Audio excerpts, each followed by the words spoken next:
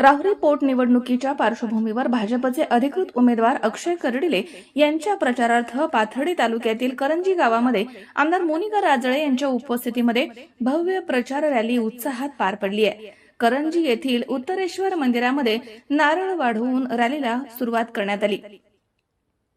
या रॅलीमध्ये प्रियंका कर्डिले, अहिल्यानगर शहराच्या महापौर ज्योती गाडे यांच्यासह भाजप आणि महायुतीचे पदाधिकारी, कार्यकर्ते आणि नागरिक मोठ्या संख्येने सहभागी झाले होते।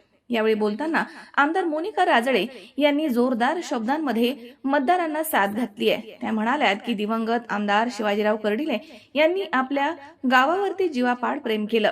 त्यांनी दिलेल्या विकासाचा वारसा अक्षय कर्डिले सक्षमपणे पुढे नेत आहेत। साहेब नसताना देखील त्यांनी मतदारसंघासाठी मोठा निधी खेचून आणला आहे। त्या पुढे म्हणाल्यात की शिवाजीराव कर्डिले यांचे प्रतिबिंब अक्षय दादांमध्ये स्पष्टपणे दिसतं। ज्या ताकदीनं आणि प्रामाणिकपणानं साहेबांनी काम केलं त्याच जोमाने अक्षय कर्डिले काम करतील याची मला खात्री आहे। यापुढे देखील गावांच्या विकासासाठी भरघोस निधी मिळवून देण्याची क्षमता अक्षयमध्ये आहे।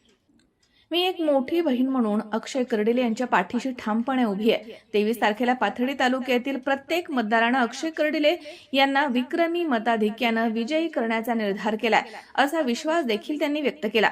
तर या भव्य रॅलीमुळे करंजी गावामध्ये भाजपच्या प्रचाराला मोठी ताकद मिळाली आहे। अक्षय कर्डिले यांच्या विजयासाठी वातावरण तापल्याचं चित्र सध्या पाहायला मिळत आहे।